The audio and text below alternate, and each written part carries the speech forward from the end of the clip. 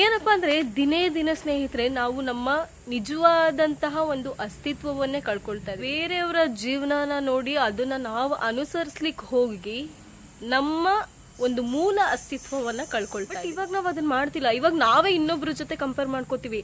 Like ಅವ್ರು ಅಂತಹ ಜೀವನ ಶೈಲಿ ನಡೆಸ್ತಾ ಇದಾರೆ, ಇವರು ಈ ತರ ನಡೆಸ್ತಾ ಇದಾರೆ, ನನ್ನ ಕೈಲಿ ಏನೂ ಆಗ್ತಿಲ್ಲ, ಈ ರೀತಿ ಎಲ್ಲ ನಾವು ಡಿಪ್ರೆಸ್ ಆಗ್ತಾ ಹೋಗ್ತಿದೀವಿ.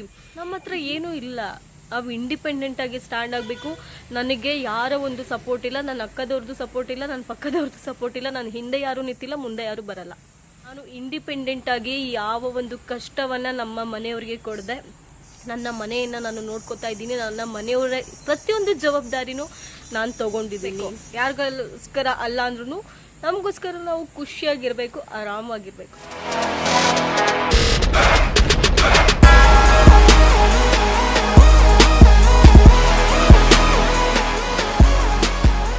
ಗುಡ್ ಮಾರ್ನಿಂಗ್, ಎಲ್ರು ಹೇಗಿದ್ದೀರಾ? ನಾನು ಚೆನ್ನಾಗಿದ್ದೀನಿ, ನೀವು ಕೂಡ ಸಖತ್ತಾಗಿ ಇರ್ತೀರಾ. ಮತ್ತೆ ಸಮಾಚಾರ ಎಲ್ಲ ಆರಾಮಿದ್ದೀರಾ ತಾನೆ? ಆರಾಮಾಗಿ ಇರಲೇಬೇಕು. ಯಾರಿಗೋಸ್ಕರ ಅಲ್ಲ ಅಂದ್ರೂ ನಮಗೋಸ್ಕರ ನಾವು ಖುಷಿಯಾಗಿರ್ಬೇಕು, ಆರಾಮಾಗಿರ್ಬೇಕು. ಏನಪ್ಪಾ ಅಂದ್ರೆ ದಿನೇ ದಿನ ಸ್ನೇಹಿತರೆ ನಾವು ನಮ್ಮ ನಿಜವಾದಂತಹ ಒಂದು ಅಸ್ತಿತ್ವವನ್ನೇ ಕಳ್ಕೊಳ್ತಾ ಇದೀವಿ.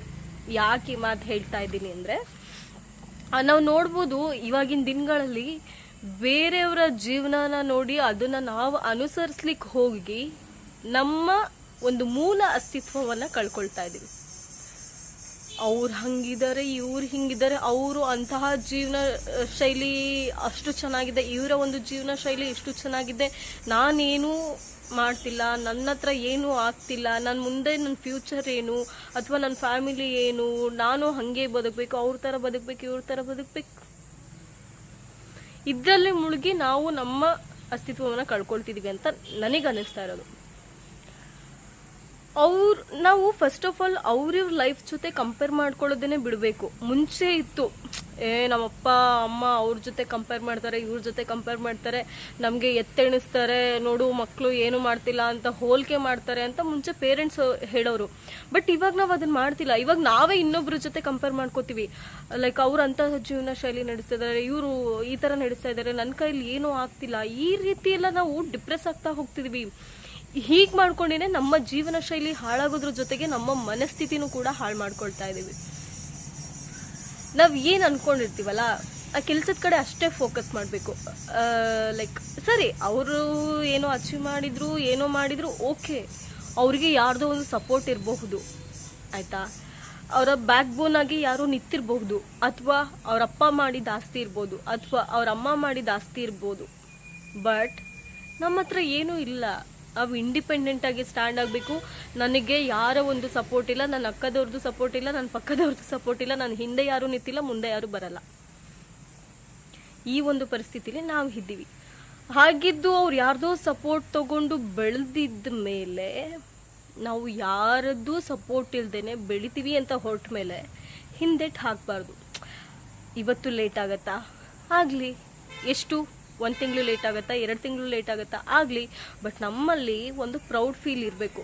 ನಾನು ಇಂಡಿಪೆಂಡೆಂಟಾಗಿ ಬೆಳೀತಾ ಇದ್ದೀನಿ, ನಾನು ಇಂಡಿಪೆಂಡೆಂಟಾಗಿ ನನ್ನ ಫ್ಯಾಮಿಲಿ ನೋಡ್ಕೋತಾ ಇದ್ದೀನಿ, ನಾನು ಇಂಡಿಪೆಂಡೆಂಟಾಗಿ ಎಲ್ಲ ಕಷ್ಟಗಳನ್ನು ನಿಭಾಯಿಸ್ತಾ ಇದ್ದೀನಿ, ನಾನು ಇಂಡಿಪೆಂಡೆಂಟಾಗಿ ಯಾವ ಒಂದು ಕಷ್ಟವನ್ನು ನಮ್ಮ ಮನೆಯವರಿಗೆ ಕೊಡದೆ ನನ್ನ ಮನೆಯನ್ನು ನಾನು ನೋಡ್ಕೋತಾ ಇದ್ದೀನಿ, ನನ್ನ ಮನೆಯವರ ಪ್ರತಿಯೊಂದು ಜವಾಬ್ದಾರಿನೂ ನಾನು ತಗೊಂಡಿದ್ದೀನಿ.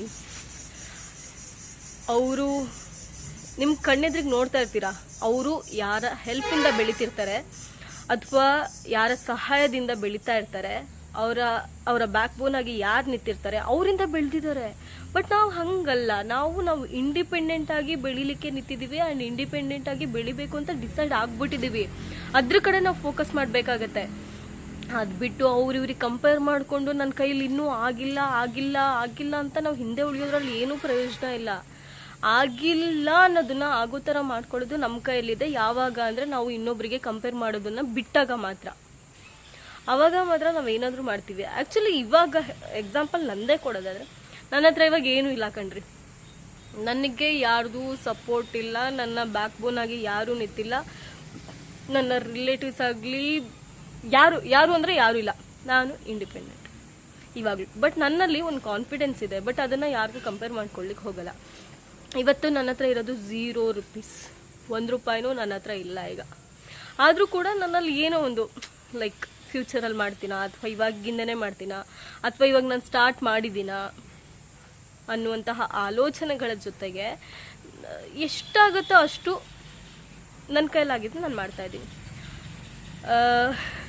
ನನ್ನ ಬಗ್ಗೆ ಹಾಗೆ ಡೇ ಬೈ ಡೇ ಹೇಳ್ತಾ ಹೋಗ್ತೀನಿ. ಆ್ಯಂಡ್ ನಾನಂತರೂ ಏನೂ ಇಲ್ಲ. ಆ್ಯಂಡ್ ನಾನು ಕಂಪೇರ್ ಕೂಡ ಮಾಡ್ಕೊಳಕ್ಕೋಗಲ್ಲ. ನಾವಿರೋದು ಕೂಡ ಇವಾಗ ಗುಡಿಸ್ಲು ಮನೇಲಿ ಯಾಕಿದ್ದೀವಿ ಅಂದರೆ ಲೈಕ್ ನಮ್ಮಪ್ಪ ಇದ್ದರು, ನಮ್ಮಪ್ಪ ಬಿಟ್ಟೋಗಿನ 22 ವರ್ಷ ಆಯಿತು. ನಮ್ಮಮ್ಮ ಇಂಡಿಪೆಂಡೆಂಟ್ ಲೈಫ್ ಲೀಡ್ ಮಾಡಿಕೊಂಡು ನಮ್ಮನಿಬ್ರನ್ನ ಸಾಕೊಂಡು ಆಮೇಲೆ ಏನು ಎಲ್ಲ ಅಣ್ಣ ತಮ್ಮಂದ್ರ ಜೊತೆ ಇದ್ದು, ಆಮೇಲೆ ಅಣ್ಣ ತಮ್ಮಂದ್ರಿಗೆ ಮದುವೆ ಆಗಿ ಅವ್ರ ಮದುವೆ ಆದಮೇಲೆ ಅದಕ್ಕೆರು ಬಂದು ಜಗಳ ದೊಂಬಿ ಎಲ್ಲ ಮಾಡಿದ್ಮೇಲೆ ನಮ್ಮಮ್ಮ ಮತ್ತೆ ಸಪ್ರೇಟ್ ಅವ್ರದ್ದೇ ಜಾಗದಲ್ಲಿ ಮತ್ತೆ ಇರ್ಲಿಕ್ಕೆ ಕೊಟ್ಟು, ಅದೇ ಜಾಗದಲ್ಲಿ ನಮ್ಮಮ್ಮ ಗುಡಿಸ್ಲು ಕಟ್ಕೊಂಡು ನಮ್ಮನ್ನು ಸಾಕಕ್ಕೆ ಶುರು ಮಾಡಿದ್ರು. ಆದರೆ ನಮಗೆ ಮಾಡಿದ್ದು ಒಳ್ಳೆ ಕೆಲಸ ಏನು ಅಂದರೆ ಎಜುಕೇಷನ್ನ ಕೊಡಿಸಿದ್ದು. ನನಗಿಷ್ಟೆಲ್ಲ ಆಗಿದೆ ಅಂತ ಅಂದು ಯಾವುದೋ ನಮ್ಮನ್ನ ಮೂಲೆಗೆ ದೂಡಲಿಲ್ಲ, ಆಯಿತಾ, ಎಲ್ಲೋ ನಮ್ಮನ್ನ ಎಸಿಲಿಲ್ಲ. 2 ಹೆಣ್ಮಕ್ಳಿದ್ರೂ ನನ್ನ ಕೈಲಿ ಎಷ್ಟು ಸಾಧ್ಯನೋ, ನಾನಂದ್ರೂ 4 ಅಕ್ಷರ ಕಲ್ತಿಲ್ಲ, ನನ್ನ ಮಕ್ಕಳು ಕಲೀಲಿ ಅನ್ನೋ ಕಾರಣಕ್ಕೆ ಎಜುಕೇಷನ್ನ ಕೂಡ ಕೊಡಿಸಿದ್ರು. ಇವಾಗ ಲೈಕ್ ನಾವು ಕೂಡ ಹಾಗೆ ಓದ್ಕೊಳ್ತಾ ನಾನು 9th ಇರುವಾಗೇ ಬಟ್ಟೆ ಅಂಗಡಿ ಕೆಲ್ಸಕ್ಕೆ ಹೋಗ್ತಾ ಇದ್ದೆ. ಆಮೇಲೆ ಏನು ಡಿಪ್ಲೊಮಾ ಜಾಯ್ನ್ ಆದೆ. ಆಮೇಲೆ ಮತ್ತೆ ಫಿನಾನ್ಷಿಯಲಿ ಪ್ರಾಬ್ಲಮ್ ಆಯಿತು, ಅದನ್ನು ಡ್ರಾಪ್ ಮಾಡಿ ಮತ್ತೆ ಬಂದು ಎಜುಕೇಷನ್ ವ್ಯಾಲ್ಯೂ ಗೊತ್ತಾಗಿ PUC ಕರೆಸ್ಪಾಂಡೆನ್ಸ್ ಕಟ್ಕೊಂಡಾದ್ಮೇಲೆ ಕೋವಿಡ್ ಪಾಸ್ ಆಯಿತು. ಅದಾದ್ಮೇಲೆ ಡಿಗ್ರಿ ಜಾಯ್ನ್ ಆದೆ. ಇವಾಗ ಮಾಸ್ಟರ್ಸ್ ಮಾಡ್ತಾ ಇದ್ದೀನಿ. ನನ್ನ ತಂಗಿದು BCA ಆಯಿತು, ಅವಳು ವರ್ಕ್ ಮಾಡ್ತಾ ಇದ್ದಾಳೆ. ಬಟ್ ನಮಗೆ ಬೇಸಿಕ್ ನೀಡ್ಸ್ ಏನು ಬೇಕೋ ಅದನ್ನು ಕೊಡಿಸಿದ್ದಾರೆ. ಜೊತೆಗೆ ನಾವು ನಮ್ಮ ಅರ್ನಿಂಗ್ಸ್ಗಳನ್ನ ಮಾಡ್ಕೊಳ್ತಾ ನಮ್ಮ ಸ್ಟಡೀಸ್ನ ಕಂಪ್ಲೀಟ್ ಮಾಡಿದ್ವಿ. ಅದ್ರ ಜೊತೆಗೆ ನಮ್ಮಲ್ಲಿ ಏನೋ ಒಂದಿದೆ ಅಂದರೆ ಫ್ಯೂಚರಲ್ಲಿ ಏನೋ ಮಾಡ್ತೀವಿ ಅಂತ. ಬಟ್ ನಾವು ಯಾರ ಜೊತೆನೂ ಕಂಪೇರ್ ಮಾಡ್ಕೊಳ್ಳಿಲ್ಲ. ಅಯ್ಯೋ ಗುಡಿಸ್ಲಲ್ಲಿದ್ದೀವಿ, 4 ಜನ ಏನಂತಾರೋ ಅನ್ನೋದನ್ನ ಮನಸ್ಸಿಗೆ ಹಾಕ್ಕೊಳ್ಳಿಲ್ಲ. ಬಿಕಾಸ್ ನಮ್ಮ ಸ್ಟ್ರಗಲ್ಸ್ ಏನು ಅನ್ನೋದು ನಮಗೆ ಗೊತ್ತು. ನಾವು ಇನ್ನೊಬ್ರನ್ನ ಕಂಪೇರ್ ಮಾಡಿಕೊಂಡು ನನ್ನ ಹತ್ರ ಮನೆ ಇಂಥದ್ದಿದೆ, ಇದೇ ಅಲ್ಲ ಮಾಡಿದ್ದು ಅಲ್ಲ. ನನಗೆ ಉಳ್ಕೊಳ್ಳೋಕ್ಕೆ ಅವಕಾಶ ಮಾಡಿಕೊಟ್ಟಿದ್ದೀರಾ, ತಿನ್ನೋಕ್ಕೆ 3 ಹೊತ್ತು ಊಟ ಕೊಟ್ಟಿದ್ದೀರಾ, ಕೇಳಿದ್ದೆಲ್ಲ ಕೊಡಿಸಿದ್ದೀರಾ, ಕೇಳಿದ್ದೆಲ್ಲ ಮಾಡಿದ್ದೀರಾ. ಜೊತೆಗೆ ನನ್ನ ಫಿನಾನ್ಷಿಯಲ್ ಸ್ಟೇಟಸ್ ಅಂದರೆ ನನ್ನನ್ನು ನಾನು ಮ್ಯಾನೇಜ್ ಮಾಡ್ಕೊಳ್ಳಿಕ್ಕೋಸ್ಕರ ಒಂದಷ್ಟು ಕೆಲಸಕ್ಕೆ ಹೋಗಿ ಪಕ್ಷಕ್ಕೆ ಹೋಗಿ ಏನೋ ಒಂದು ಮಾಡ್ಕೊಂಡಿದ್ದೀವಿ.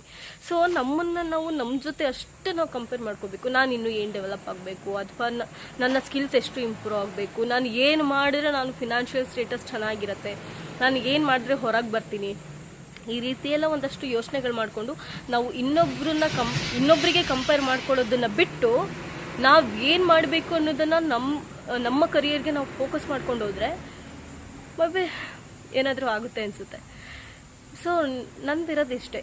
ಏನು ಹಿಂದೆ ಕಾಣಿಸ್ತಾ ಇದೆಯಲ್ಲ ಅದನ್ನು ಬದಲಾಯಿಸ್ಬೇಕು, ಇದು ನನ್ನ ಗುರಿ. ನಾನು ವಿಡಿಯೋ ಮಾಡೋದ್ರ ಬಗ್ಗೆನೂ ಸಿಕ್ಕಾಬಟ್ಟೆ ಮಾತಾಡ್ತಾರೆ. ಏನೂ ಇಲ್ಲ ಅವಳಿಗೆ ಇಂಥದ್ದೆಲ್ಲ ಬೇಕಾ? ಹೌದು ಗುರು, ನನಗೆ ಬೇಕು, ನಾನು ಮಾಡ್ತೀನಿ, ಅದು ನನ್ನ ಇಂಟ್ರೆಸ್ಟು. ನೀನು ಬಂದು ಏನೋ ನನಗೆ 4 ಹೊತ್ತು ತಿನ್ನೋಕ್ಕಾಗಲ್ಲ, 3 ಹೊತ್ತು ತಿನ್ನೋಕ್ಕಾಗಲ್ಲ. ನನಗೆ ಇಷ್ಟ ಬಂದು ನಾನು ಮಾಡ್ತೀನಿ, ನಾನು ರೀಚಾರ್ಜ್ ನಾನು ಮಾಡಿಸಿರ್ತೀನಿ, ನನ್ನ ಮೊಬೈಲ್ನ ನಾನು ಪರ್ಚೇಸ್ ಮಾಡಿರ್ತೀನಿ, ಅದನ್ನು ಕೇಳೋ ರೈಟ್ಸ್ ನಿನಗಿಲ್ಲ. ಇಷ್ಟ ಐತೆ ನೋಡಬೇಕು, ಇಲ್ಲಾಂದರೆ ಹೋಗ್ತಾ ಇರಬೇಕು. ಆದರೆ ಹಿಂದೆ ನಿಂತ್ಕೊಂಡು ಮಾತಾಡೋದು, ಮುಂದೆ ನಿಂತ್ಕೊಂಡು ಬೈಯೋದು ಅದೆಲ್ಲ ಅವಶ್ಯಕತೆ ಇಲ್ಲ. ನನ್ನ ಲೈಫ್ನ ಬಿಲ್ಡ್ ಮಾಡೋಕ್ಕೆ ನನಗೇನು ಬೇಕೋ ನಾನು ಅದನ್ನು ಮಾಡ್ತೀನಿ, ಆಯಿತಾ? ಸೊ ಈ ಒಂದು ಕಾನ್ಫಿಡೆನ್ಸ್ ಇದ್ದಾಗ ನಾವು ಏನಾದರೂ ಮಾಡ್ಬೋದು. ನನ್ನ ಹತ್ರ ಇವಾಗ 0 ರೂಪೀಸ್ ಕಂಡ್ರೆ 0 ರೂಪೀಸ್ ಆದ್ರೂ ಏನೋ ಒಂದು ಕಾನ್ಫಿಡೆನ್ಸ್. ಸೊ ನಮ್ಮ ಲೈಫ್ನ ನಾವು ಇನ್ನೊಬ್ಬರಿಗೆ ಕಂಪೇರ್ ಮಾಡ್ಕೊಳ್ಳೋದು ಬಿಡಬೇಕು ಅಂತ ಹೇಳ್ತಾ ಈ ವಿಡಿಯೋನ ಇಲ್ಲಿಗೆ ಎಂಡ್ ಮಾಡ್ತೀನಿ. ಲೈಕ್ ಮಾಡಿ, ಶೇರ್ ಮಾಡಿ, ಕಮೆಂಟ್ ಮಾಡಿ, ಸಬ್ಸ್ಕ್ರೈಬ್ ಮಾಡಿ ಅಂತ ಹೇಳ್ತಾ ಈ ವಿಡಿಯೋನ ಇಲ್ಲಿಗೆ ಎಂಡ್ ಮಾಡ್ತಾ ಇದ್ದೀನಿ. ಬಾಯ್, ಟೇಕ್ ಕೇರ್, ಲವ್ ಯು.